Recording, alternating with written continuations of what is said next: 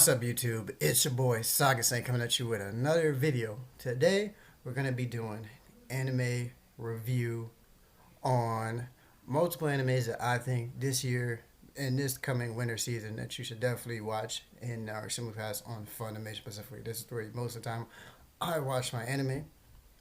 So the first one I will be talking about is Interspecies review. There's gonna be an image of it pop it up on the top right hand corner for you guys to get a good viewing of some of the cast of characters. It's pretty much set in a very fantasy style, typical fantasy style medieval version, where there's angels, demons, people, elves, beastmen, stuff of that nature. And it's all about these two adventurers.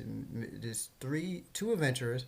One is a human male, and one is a elf, a young blonde elf. And later on in the series, they introduce a angel in the first episode. These are the three main characters.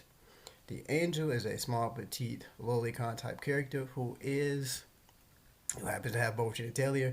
And the two main characters she claims to be male because you can see the bulge.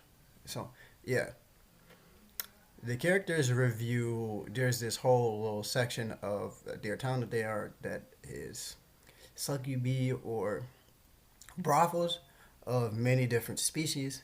And the whole series is about them going reviewing the brothels and their adventures on it. It's a pretty very inchy fan service type of anime.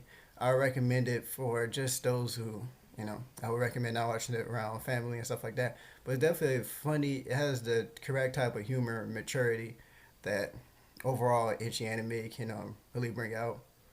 It's pretty funny. I definitely recommend it. The funny scenes, the funny reactions, just the different types of speeches they review. It's a very wholesome inchy anime.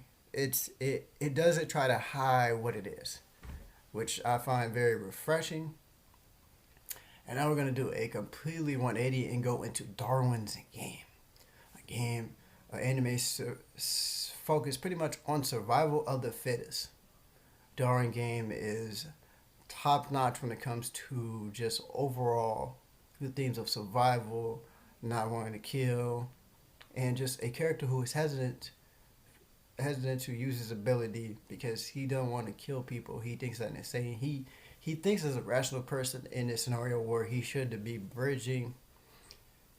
The cast of characters, it has different spectrums on the mental array, where it ranges from people being from interspecies review. Is different because there's a level that is taken aback from the character. We have characters who are on the other spectrum of the mental capacity who are very enduring in the game and is this in the killing of it and the survival of the fittest of it. And then we have him who's on the other spectrum as a normal human being thrown into this crazy thing where he doesn't know what's going on, these special powers.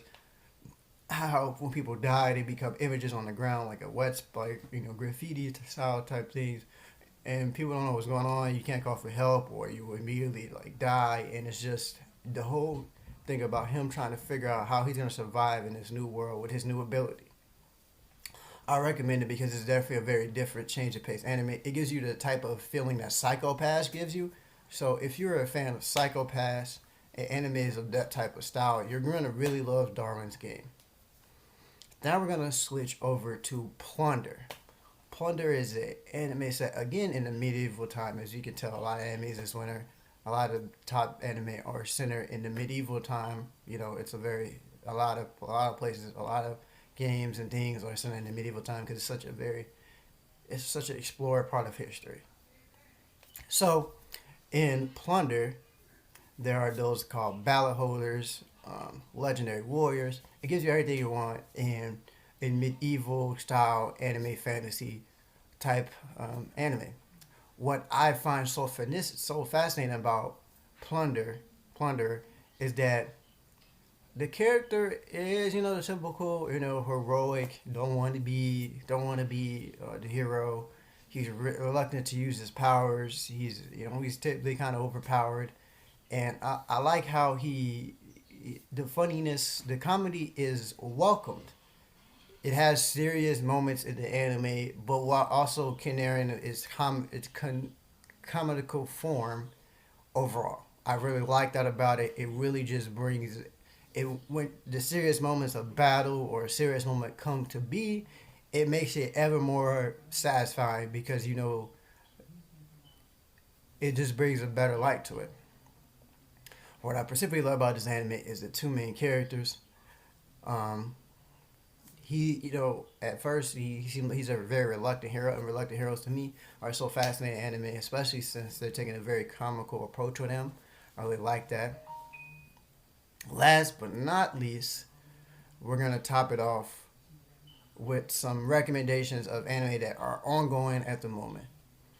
One I recommend is Aki no Sora. It's a basketball anime. I recommend it if you like sports anime. The new season of Hayuku, another the very stylish volleyball anime. And yeah, just those are some of the ones I would recommend right now.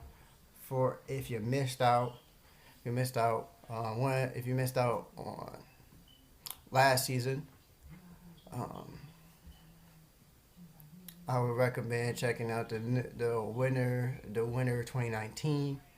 Yeah, fall 2019 for some other anime on Funimation. That's my main way I consume my anime at the moment. So if y'all are already and you survived this far in the video, don't forget to subscribe, comment, and what you thought. And is there any animes this season that you would recommend for me also to feature in my video? Probably from now on Wednesday, if it's not a Game Pass review, it will be a review on anime, games, new trailers, stuff of that nature. That's going to be upcoming on Wednesdays from now on. So be expecting videos like that to be dropping on Wednesday. So, all right, guys. This is Saga Saint signing out.